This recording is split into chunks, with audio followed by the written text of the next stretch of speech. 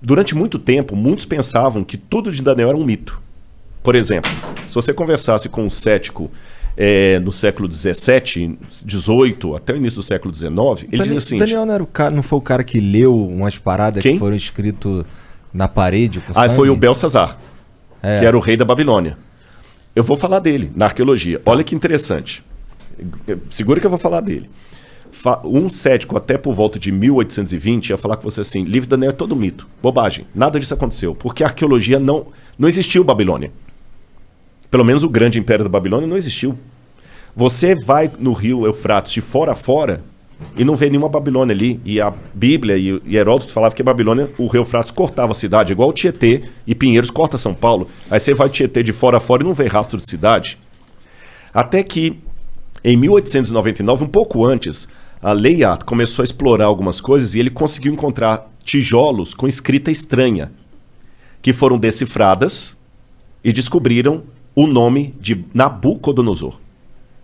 Eu mesmo tive a oportunidade de traduzir um tijolo com escrita cuneiforme. Tem um artigo publicado disso, pela USP, inclusive. Que foda. Onde eu estudei e achei o nome de Nabucodonosor. Vou contar desse tijolo para vocês daqui a pouquinho. Provou, então, que, o Nabucodonosor existiu. Mas até esse achado de Layard, falar de Nabucodonosor era algo tão ridículo na academia como falar do rei Arthur. Provou que Nabucodonosor existiu. Em 1898, 14 anos depois disso, Robert Coldray, um arqueólogo alemão, descobriu na colina de Hilá a Babilônia. E o rio Eufrates estava desviado, por isso que ele não passava dentro da cidade. Entendi. Então já provou, Nabucodonosor existiu, a Bíblia estava certa, a Babilônia também existiu. Aí, depois descobriram, quando decifraram a escrita cuneiforme, o neo-acadiano, a lista dos reis da Babilônia. Aí veio o Belsazar. Porque, segundo a Bíblia, o rei que estava no poder quando os medo-persas atacaram a cidade, o rei da escrita na parede lá que você falou, chamava-se Belsazar. Só que quando você pegava a lista dos reis da Babilônia, o último rei era Nabonido. Então, peraí. Agora nós temos um problema arqueológico. A lista oficial da Babilônia, quando colocava os reis inteiros, o último foi Nabonido, não teve nenhum depois dele. E a Bíblia fala que o último rei era Belsazar. Aí muitos críticos falaram, tá vendo? A arqueologia desmente a Bíblia. Até que William Talbot estava trabalhando nos porões do Museu Britânico e ele descobriu um tablete que foi traduzindo as orações de Nabonido, as crônicas de Nabonido. E lá nas orações de Nabonido, ele pedia aos deuses, ao deus Marduk, que protegesse o seu filho primogênito, Bel-Uru-Achar, que é Belsazar. Aí o Talbot, caraca, bicho, o Belsazar da Bíblia existiu. Mas mesmo assim os críticos falaram, calma, isso não prova que a Bíblia está correta, porque a Bíblia coloca Belsazar como o rei da Babilônia. A única coisa que a arqueologia provou é que existiu um filho do rei chamado Belsazar. Só que mais tarde descobriram outro pedaço de tablete. Quando eu falo tablete cuneiforme, é aquelas pedacinhos de argila com escrita. Sim. Aí trazia o que aconteceu. O Nabonido não ficava em Babilônia a maior parte do tempo, ele ficava no oásis de Teimá. E quando os medo-persas atacaram a cidade, ele estava em Teimá, ele voltou desesperado com o exército dele, mas foi interceptado. E quem estava na cidade? Ali diz que estava o filho dele, Bel-Uru-Achar, que assumia o trono na ausência do pai. Entendi. E que naquela noite o filho foi morto, igual a Bíblia fala. Agora olha que detalhe. Quando você vai no livro de Daniel, no capítulo 5, que conta essa história, o rei no desespero, quando ele vê a escrita na parede lá, que é a sentença de morte dele, ele chama os sábios da Babilônia para decifrarem, inclusive o Daniel, o profeta. E ele fala com Daniel assim, Daniel, se você decifrar a parede, eu farei de você o terceiro no meu reino. Está assim na Bíblia, farei de você o terceiro no meu reino. Agora faz sentido porque que a Bíblia diz que ele prometeu o terceiro lugar. É porque ele mesmo... É o segundo. É o segundo. Cara, então você vai pegando esses detalhes... É incrível, incrível. E quando eu traduzi, por exemplo, esse tijolo, que hoje está no Museu do NASP, eu sou o curador de um museu de arqueologia lá. Da hora.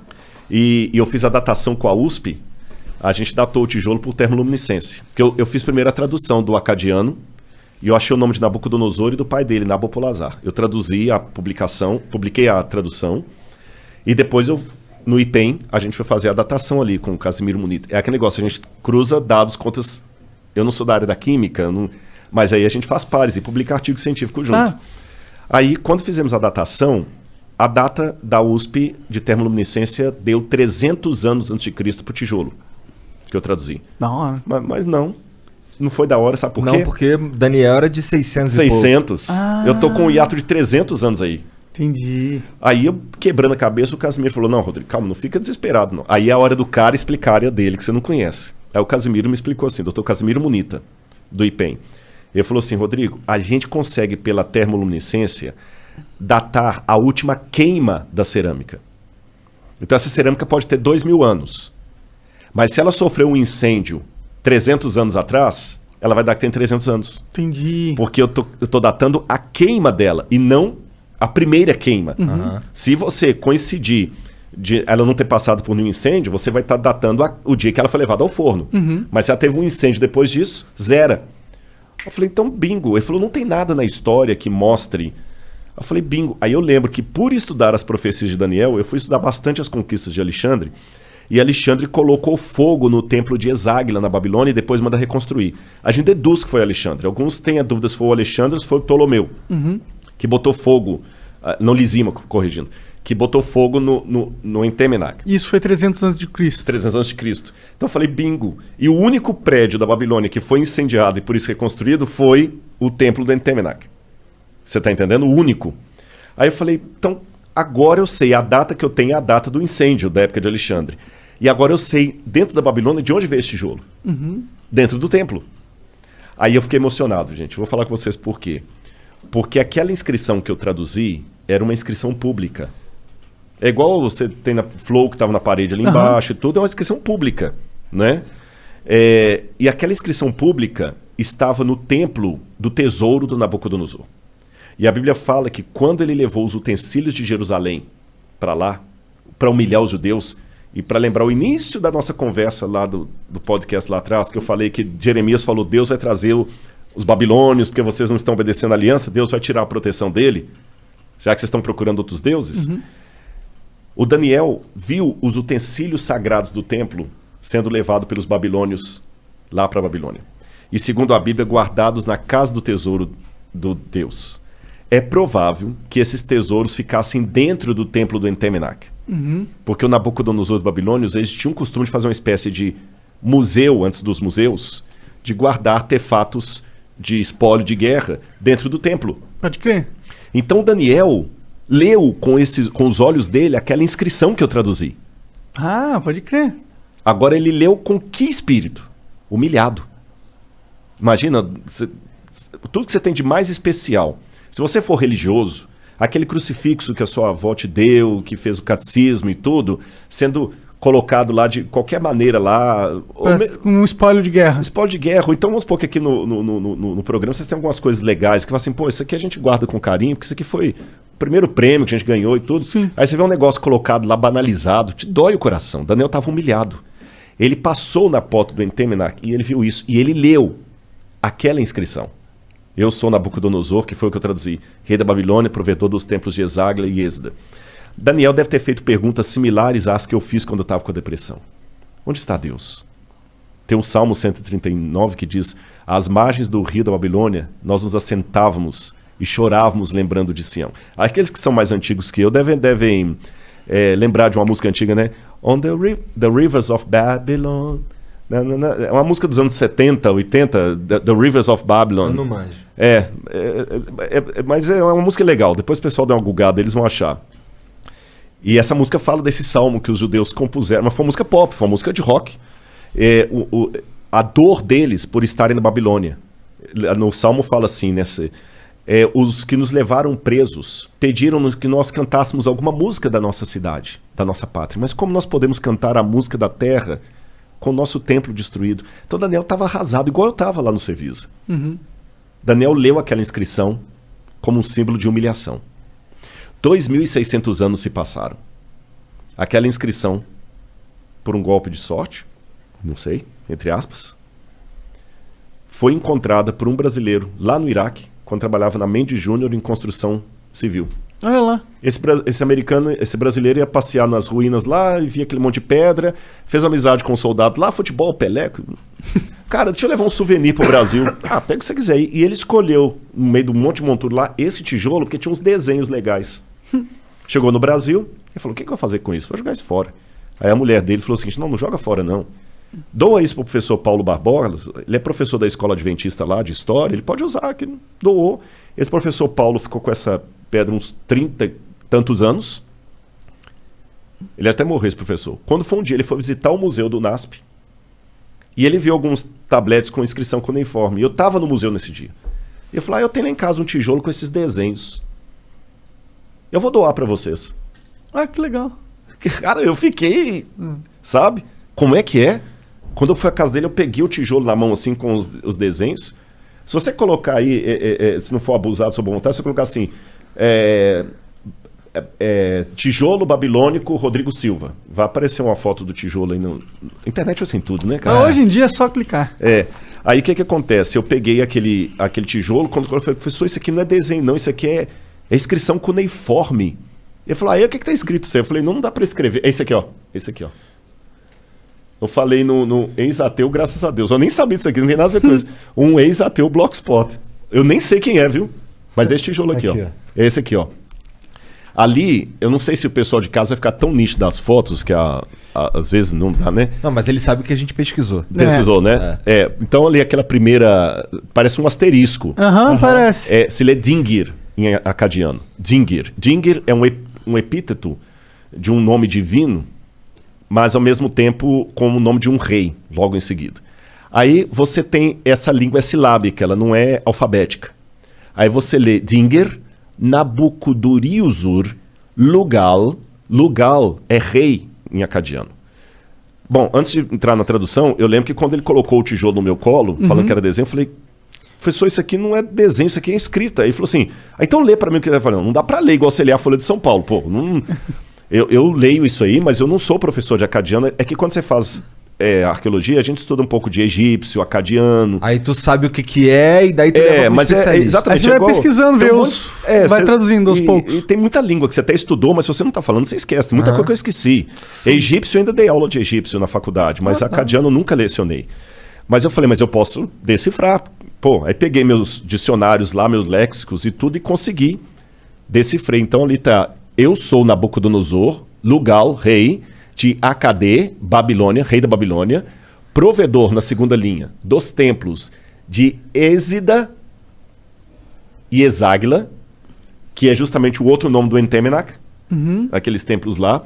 E embaixo fala filho, aí tá borrado, porque quando eu fiz a tradução, eu mandei para professores de Harvard, da Andrews, de Budapeste, que são realmente, os caras são os bocas em acadiano, para ver se eu não fiz bobagem, né? E eles confirmaram.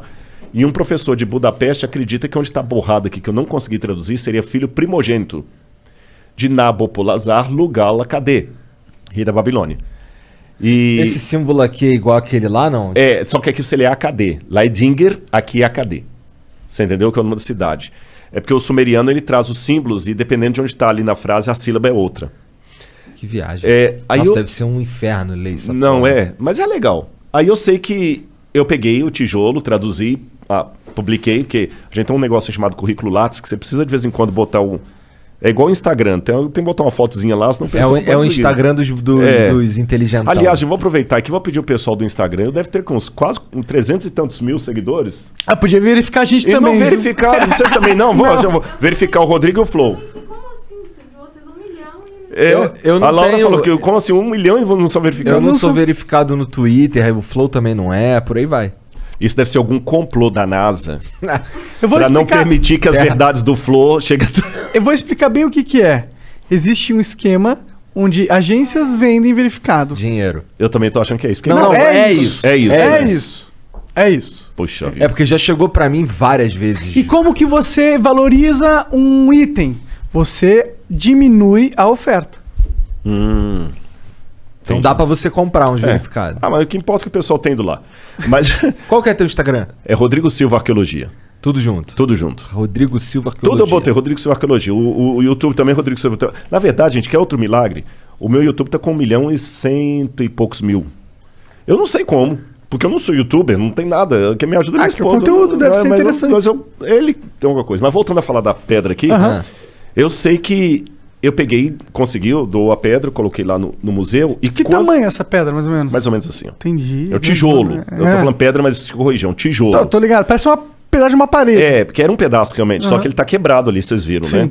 Aí botei no museu, mas aí só uns 5 ou 8 anos depois, que eu fui fazer a outra pesquisa com a pedra, pelo museu, pro IPEM, porque como eu falei, de vez em quando você tem que ter um artigozinho científico lá. Hoje tá difícil, eu tô escrevendo outros livros, eu não tô com condição de publicar tantos artigos científicos, mas muita gente vai olhar o seu látis. Você não tem nada de publicação acadêmica, congresso e tudo mais. Não passa confiança. Não passa confiança. Mas então, de vez em quando eu tenho que botar alguma coisinha lá. Então eu peguei e publiquei com a USP a datação. Foi aí na datação que completou o quebra-cabeça. Veio de Esagla. Aí agora sim, e mesmo sendo acadêmico, eu dei o espaço para o romantismo. A possibilidade matemática de Daniel ter passado na porta daquilo ali e lido aquela inscrição, eu não tenho como provar, mas ela é grande. Sim.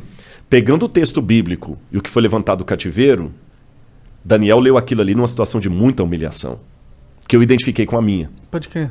Onde é que está Deus? Poxa, livrou... Daniel não era mau sujeito, pô, caramba, ele não merecia estar lá, longe de todo mundo que ele amava, humilhado.